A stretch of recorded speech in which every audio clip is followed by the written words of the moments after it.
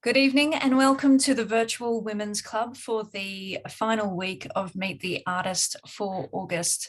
My name is Augusta Supple and I'd like to begin by acknowledging that this land we're all meeting on is Aboriginal land. I'm calling in from the land of the Wongal and Gadigal people of the Eora Nation, which has only recently been known as Dulwich Hill. And I'd like to acknowledge the traditional custodians for their connection to and care of country, which has existed for more than 60,000 years. I acknowledge this deep connection to country, to the waterways, to the birds and the animals, to the plants that are celebrated through practices of culture, of song, of dance and storytelling. I'd like to acknowledge that this country was never ceded and that this always was and always will be Aboriginal land. Here we are inside the Virtual Women's Club this evening, and I'd like to thank our members and guests for joining us for this brand new initiative of the Women's Club, TWC Meets the Artist. Aligning with the founder's vision of the Women's Club as a place to fill some of the needs of intellectual and academic women by offering mental and artistic enjoyment, the Meet the Artist program is part of the club's COVID-19 Digital Arts and Cultural program. This program was developed in response to the July 2021 COVID-19 lockdown in Sydney, with its aim to celebrate women in the arts through providing paid opportunities to hear about their careers, their practice and inspiration, to keep community and connection with like-minded members and people, and essentially to keep all thinking women away from boredom. The Meet the Artist series takes place 3 times a week on Monday, Wednesday and Friday nights from 6 o'clock until 6:30. Each week has an art form or a theme and is an opportunity for members of the Women's Club and the broader public to get to know the artists in our community. Artists are asked to choose either to be in conversation with or to deliver a Pecha Kucha style PowerPoint presentation as by way of introduction into their work. And tonight we continue our special focus on dance with performer and choreographer many would recognise from her work with the Sydney Dance Company, Charmene Yap. Charmene Yap is an award-winning dancer as well as Rehearsal Associate for the Sydney Dance Company and an independent choreographer. During her performing career, Charmene has danced for various companies, including the Sydney Dance Company, as I mentioned, Chunky Move, Taz Dance, Dance North and Lucy Guerin. She has also collaborated with and performed works by numerous Australian and international choreographers, including Raphael Bonacella, William Forsyth, Tanya Ledke, and Anthony Hamilton, Stephanie Lake, and Alexander Ekman, amongst others. Her dancing earned her critical acclaim with several awards, including 2 Helpmans and an Australian Dance Award. Charmene has also featured in a number of films: Del Catherine Barton's Red, Think of Yourself as Plural by David Rostetsky, and Katie Noonan's film clip Quicksand. In 2019, Charmene commenced her role as the Sydney Dance Company's inaugural Rehearsal Associate, supported by the Dancers Circle and the Nelson Mears Foundation, where she works with both the artistic and education departments. As a choreographer, Charmene made her debut work, Do We, for Sydney Dance Company's first New Breed season in 2014, which was also performed by CO2 Company in Perth. She was the assistant choreographer for Gideon I never say his name right, Oberzanek creation Us 50, celebrating SDC's 50th anniversary. She is currently choreographing her first independent full-length work, Grey Rhino, with collaborator and partner Cass Mortimer Iper, to be premiered in January 2022.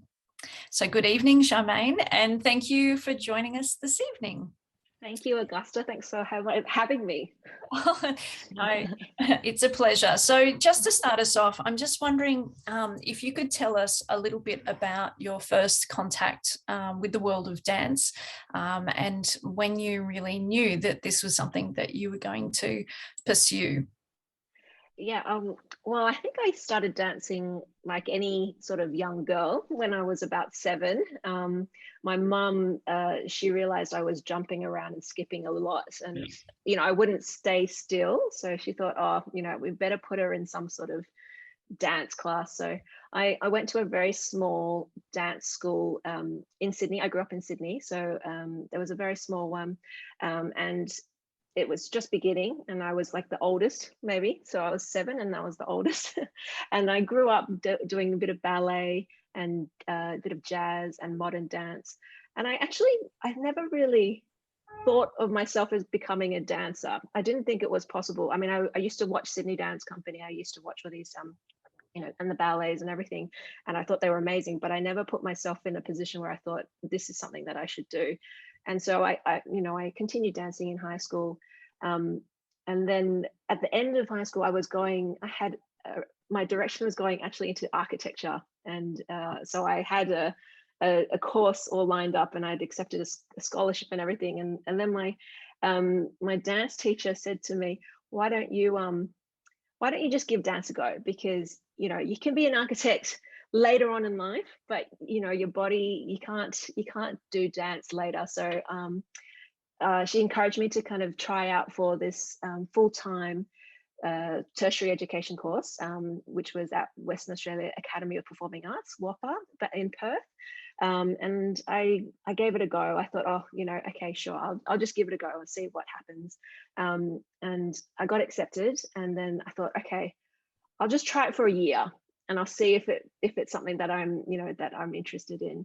And so I tried it for a year. We went over there. I lived there for a year, and I thought, this is really amazing, and it opened up a whole other world for me of contemporary dance. And it was that moment, I think, after that first year, where I thought, this is something that I can actually do, and I really love. And I've always loved moving, but I guess I never had thought I could make a career from this. And I spent 3 years studying, and then after it, I thought, okay, I'll give myself 5 years to see if I can make it in the world of a professional contemporary dance. And I was very lucky. And I think since that moment, it's just been this sort of ongoing train ride, this journey that just progressed from one thing to the next, and not thinking too far, but just like loving each kind of moment and each experience that I've had. So it's just kind of kept me going and going and going. So I think I never was one to say I've got to be a dancer, but I think it just kind of happened, and I've been very, very, very lucky in that sense. So yeah, to have the encouragement of the people around me as well. Well, I think there's a little bit in there as well, I think, about the sort of bravery it would have taken to be Sydney based and then go over to Perth to just try something and to have that sense of exploration. Absolutely. So I guess after WAPA, I think you went and you did a little bit of training over in New York. Can you tell us a little bit about that experience, and what was that like? Yeah. So I think it was my second year, my second semester. Second half of the year. They had a sort of overseas relationship with Purchase College in New York, which is just in the upper state New York, and I thought it was a great opportunity for me to explore even further. So, I mean, it was amazing to get to WAPA and Perth, but then to see something beyond that as well, to get some knowledge from where modern dance where it's like it grew from. So I spent about 6 months in New York, where I learned more about Graham technique, Cunningham technique, all these amazing teachers, and I also was able to experience a little bit of professional work as well with a lady called Carol Armitage, and she had a little company called Armitage Gone Dance Company, and they had a production. And on my weekend, I would catch a train every weekend. I would catch a train in from the college to New York City just to go explore, because you've got to go explore the city while we're there. So and I used to go in every weekend and look up auditions and just go watch shows and everything. And I did an audition while I was there, while I was still a student. They were looking for like some younger dancers, and I was lucky to get that opportunity to then perform with them.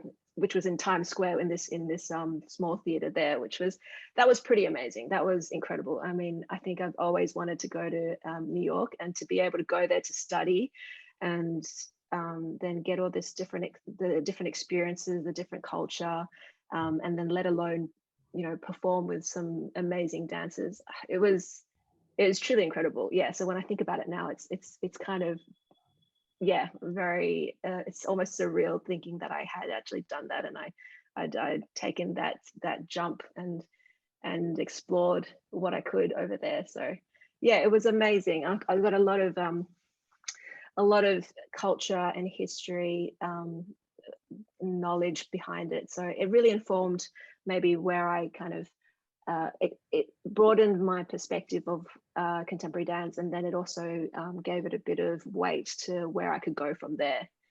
Oh, wow. That sounds like what a transformative kind of 6 months or so, really. That's amazing. And it's also that idea of leaping, taking the big leap to Perth and then the big leap to America, and then maybe taking a career leap for yourself. I guess there's sorry. I think so. Something I think you just don't think when you're younger as well. Or when you're just free to the world, or not younger, but when it's all new and fresh. I think it's just you've just got to try and explore, and you never know where it will take you. So I think that was my kind of not thinking too much, just doing, not thinking of the consequences, but just doing. So yeah, I think that's lovely. I'm sure there's some sponsorship in there from a sneaker company on the horizon, but it's also, I think there's something that's quite universal about dance, in that it's not bound to a spoken language or anything that is sort of, I guess, has a boundary around it in that way. But I'm just wondering if there's a specific physical language that you can see really defines Australian dance and Australian dance practice. Yeah, absolutely. I mean, I think dance is incredibly universal, and I always think that everybody should be dancing. I think it's a very important thing for people to move. But I think with Australian dance, what I realized from working with different choreographers, also spending some time in New York and spent some time in other places as well, is that there's a sort of, I think it's a bit like the landscape.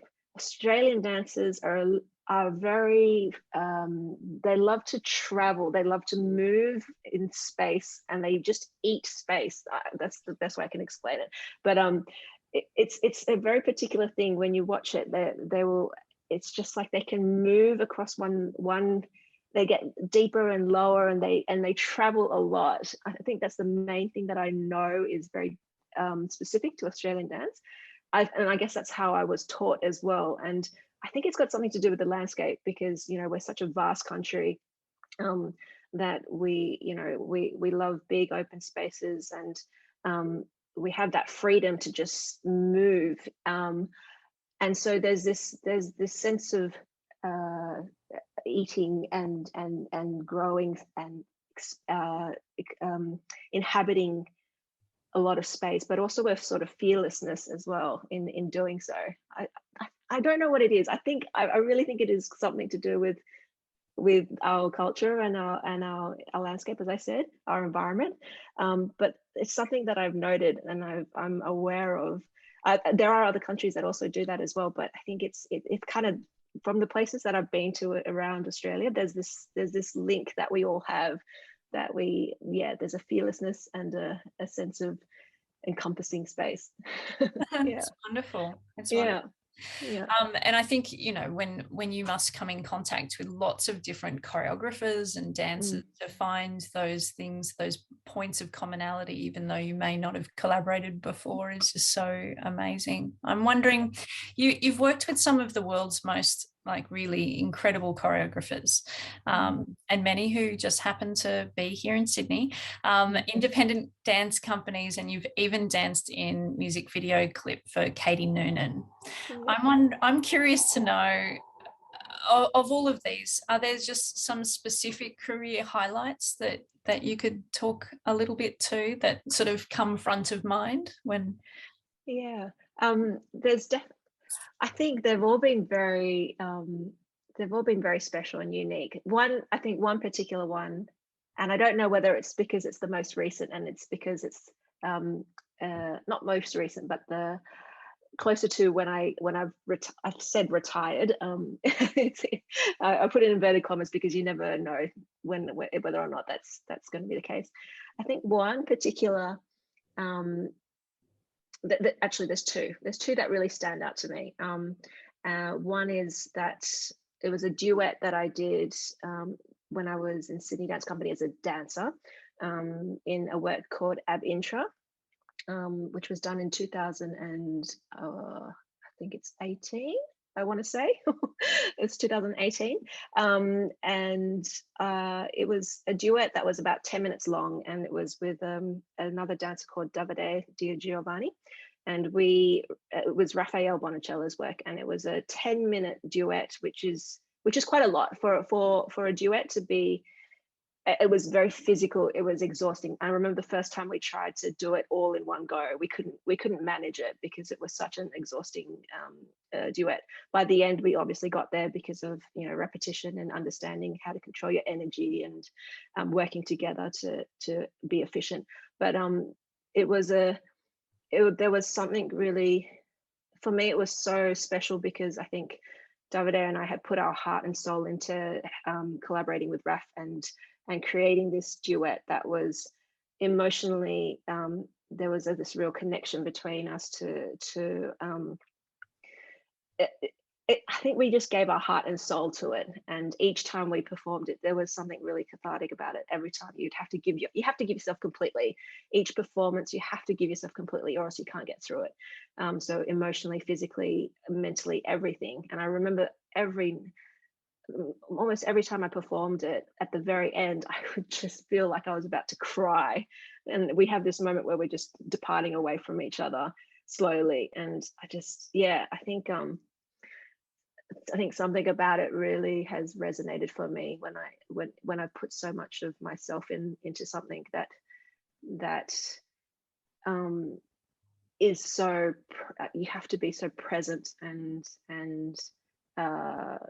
there's just a marrying of all the things together, the mental, the physical, the emotional, on that one specific moment each time I performed that duet. So I think that was a particular special moment for me, that one.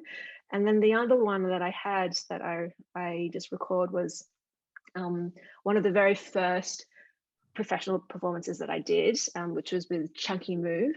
And it was with doing a work called Mortal Engine. And that work we performed everywhere. It was like one of the works that went to all these different countries. It was amazing. We got to tour to many places. And we went to Mexico City. And it was one of the first times I kind of had performed internationally. And we went there, and I remember after this performance, this huge theater which was packed. It was packed full. The applause that was coming from, the energy that was coming from the Mexican audiences was incredible. It was like, it was something, it was beyond, like, I think every culture has also a sort of etiquette in terms of audience etiquette, and they were just like screaming, they were jumping, they were like yelling, they were banging their legs, it was like there was no filter between the audience members and us. It was just like we had kind of the barrier between that had just disappeared. And I remember feeling like, oh, this is incredible. I mean, this is a job that I'm getting paid to do, and I'm in Mexico City, and I'm feeling this energy from everybody. This is just, it was one of those surreal moments where I was like, this is really something else. This is special. And I mean, not many jobs do you get to be so blatantly applauded for something that you do. So I think I remember thinking, this is really, this is incredible. So That I sounds think, yeah. amazing. It sounds amazing. And I'm so curious to know, with some of those kind of like incredible moments where everything's sort of coming together, either that whole moment is coming together with your dance partner, or if there's an audience connection that's that visceral. I'm wondering, do you ever have a sense of longing that you'd love to revisit that moment or revisit that particular show or those movements? Or is it once the sort of show finishes, you put it away Yeah. and you sort of, oh, that was unique to that time? Is there ever a longing about? Yeah, I think there is a longing, definitely. It's interesting because definitely earlier on in my career, when I was doing smaller projects, where it was like one project and then you would have a space and then you would start rehearsing another one and then you'd have another project. I remember feeling after each project there's a sort of mourning period. You know, you mourn for that's all that work that you put in and that you'd had accomplished and as a team, and that was the end of that basically, and that was it, unless it got revisited again later on, which was amazing. So yeah, there was that sort of feeling later on in my career when I guess when I was more full-time and I moved from one thing to the next, there was not really any time to kind of feel that.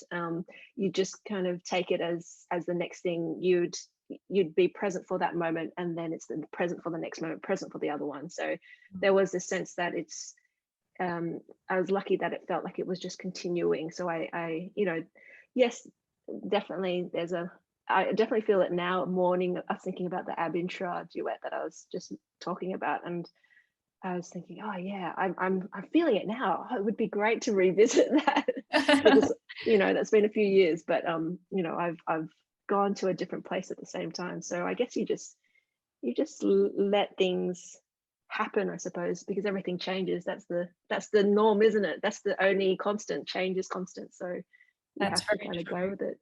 That's very true. Charmene, you're known, actually, the person, when I sort of asked some friends who should I interview for dance, one of my friends said, actually, you. And he said, you're known amongst all of your peers as the first one in the studio and the last to leave. And then I've been told that your work ethic and your generosity is boundless, which is, of course, also evidenced tonight. Can you tell us a little bit about what really drives you and inspires you to be that driven and to be that hardworking? Yeah.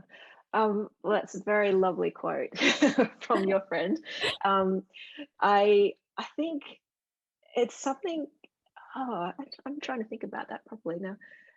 I think part of it is almost a habit, which I don't know if it's kind of interesting. I feel like part of it, yeah, is habitual, and part of it is I just can't sit still sometimes. I give me a weekend where I have 2 days where I don't have some sort of like thing that I can sink my teeth into, and I go a little bit crazy.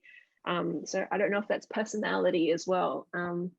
But I think it's been a habit that I've kind of nurtured over the years, I guess.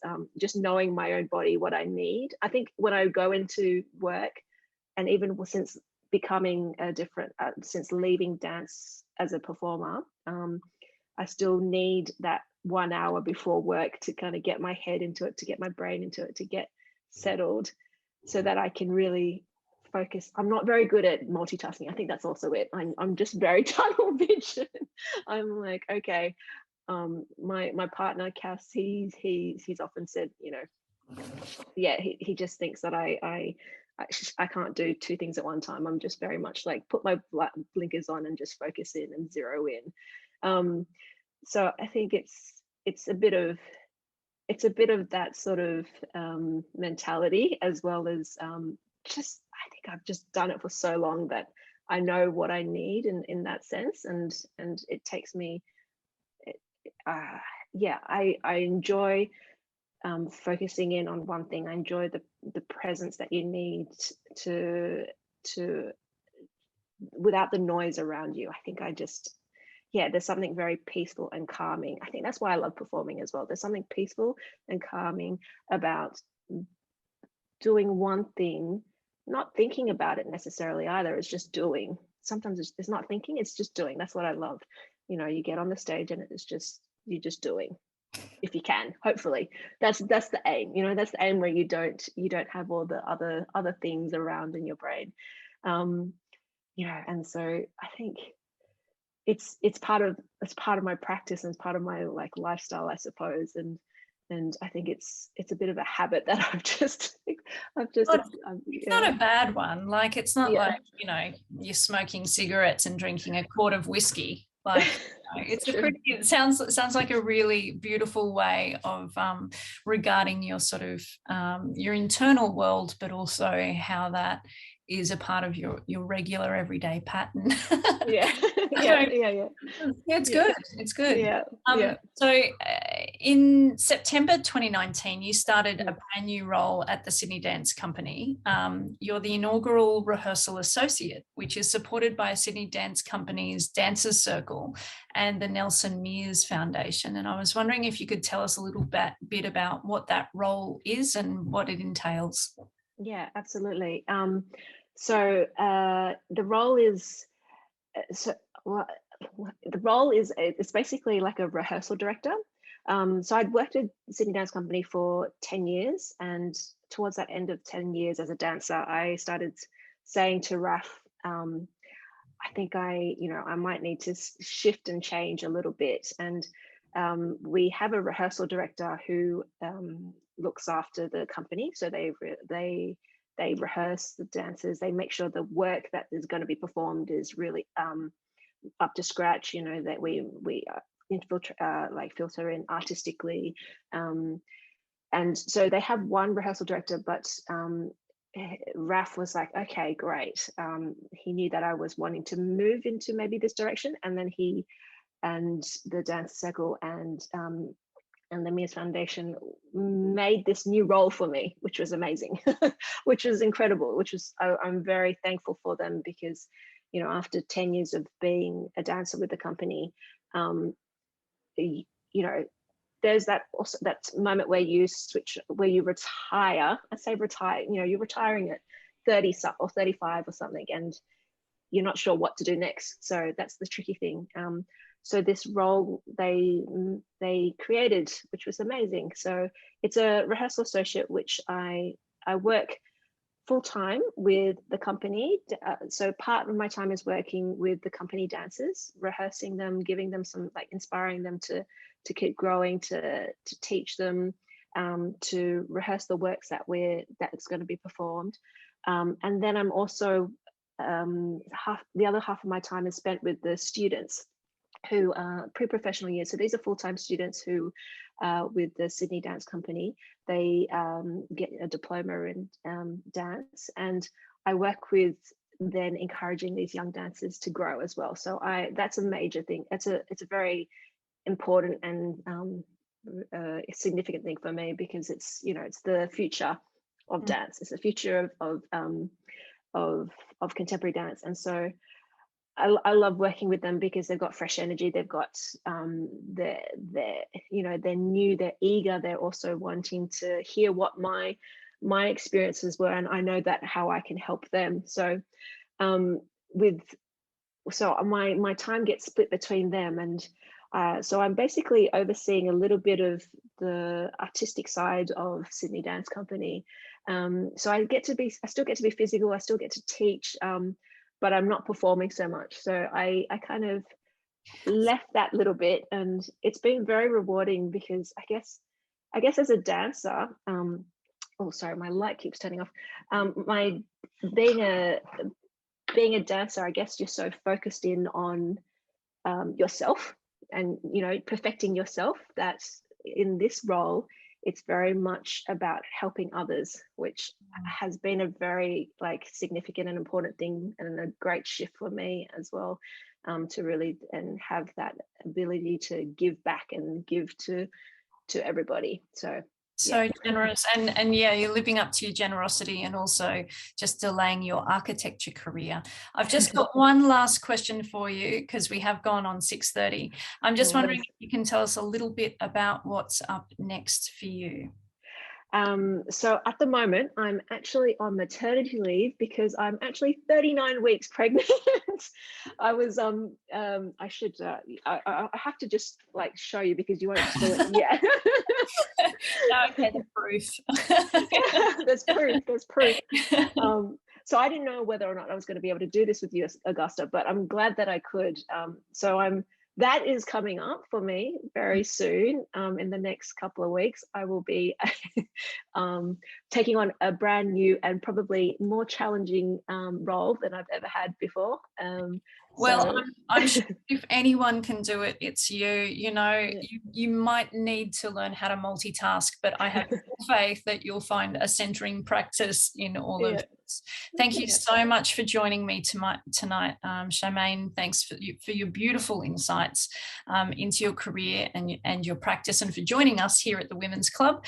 And we really wish you all the best for the next steps with baby. And thank you, baby, for holding off so we can do this tonight. Thank you so much, Augusta.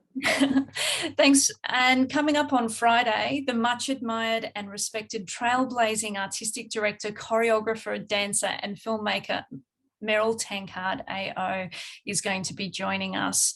It's going to be a corker of a conversation, so make sure that you strap yourselves in for Friday night. Thank you so much for joining us. Keep safe, well, and connected.